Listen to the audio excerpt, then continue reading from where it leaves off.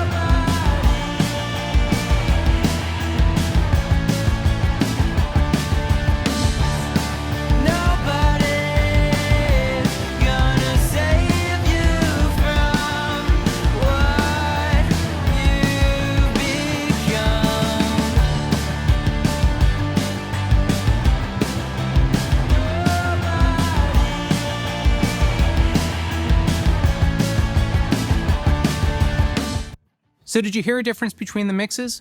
Let's break down what you might have heard. The first is my original bounce, where I took stems and outputted them through my Rupert Neve Designs 5060 analog console. And on it, I used as an insert my 500 series Rupert Neve Designs 542 tape emulator for additional character. The second is my original mix, with an extra clean print to tape directly from the record to the repro head of a mastering grade tape machine, which was the Atari BTR-10. And then the third is another tape print of my mix, but with more saturation, color, and natural tape compression. Now let's listen to a clip from a different song and see what you hear. Note that the results of printing to tape are highly dependent on the source material, so every song I'm going to play you today is going to be slightly different.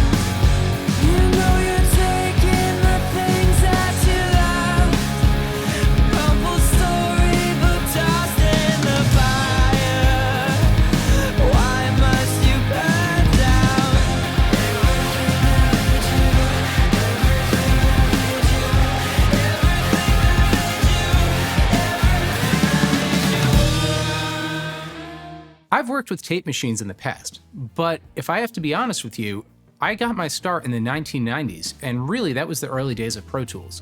So for me, I'm not one of these people that necessarily misses the idea of tape because I didn't know it intimately. However, I want to turn over to Lucas, who's going to tell you a little bit more about his process. Hello, Lucas here from LW Sonics, and this is the Atari BTR-10 1/4-inch tape machine that I use for analog tape mastering. When I do that, I just put the song or the source material to the tape machine and put it into record. Now the tape at the recording head gets magnetized, and the repro head right over here then feeds the magnetized tape or the sound of it back into my DAW that I then record as generation 1. And what also happens during this process is that the magnetized tape gets layered on top of each other on this reel. When I'm done and the song is through, I just hit stop, rewind it until the original starting position of the song. Let's say that's here. And now I just put the tape machine into play and again record it from this Reprohead back into the DAW, which is then Gen 2, like the second generation. When I work with music off the tape machine, I always listen for the sonic field first, because I feel like it takes a 4:3 sound image and stretches it to 16:9 or even more CinemaScope. It just sounds more like music to my ears afterwards. It also takes good care of harsh stuff in the top end, which is great for vinyl mastering.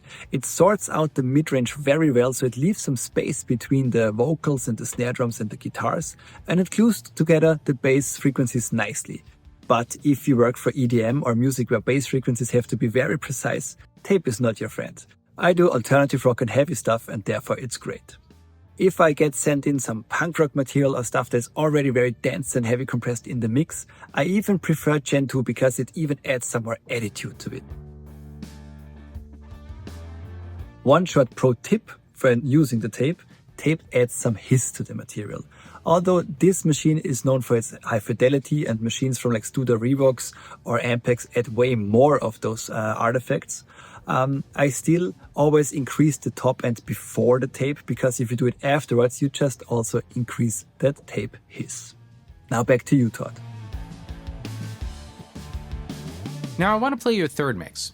This time, listen more specifically to the details. Listen to the reverbs, how they're affected.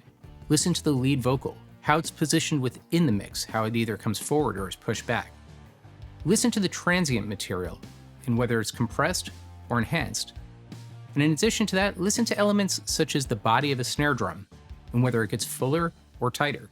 Ivy climbs the wall, makes you wonder, makes you stall.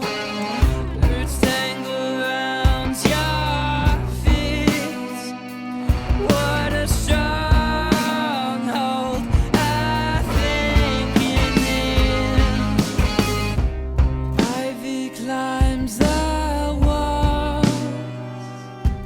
makes you wonder, makes you stall. Birds tangle around your feet. What a stronghold I think you need. Ivy climbs the wall, makes you wonder, makes you stall. Birds tangle around your feet. What a stronghold I think you need. As mentioned, the results are highly dependent on the source material, so let's listen to a fourth mix, but this time don't listen to the details. I want you to sit back and just emotionally take in the music and see if you can feel or hear a difference. So listen, is there a difference in the vibe, or a difference in the width, or the strength, or the energy of the song? You're living in the past, the world has moved on, but you remember everything we had.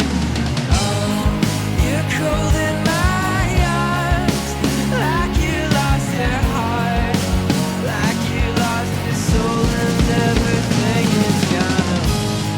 You're living in the past, the world has moved on, but you remember everything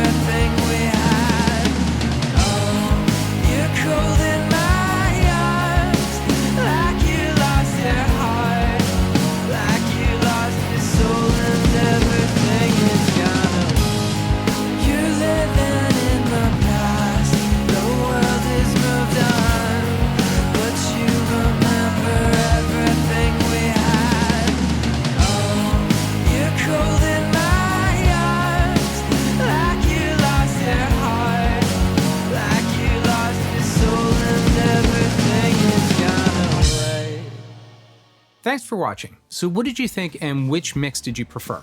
Leave some comments in the chat below. And also take a second to visit lwsonics.com for more information about the work that Lucas does. As always, please help support this channel by liking the video and hitting subscribe.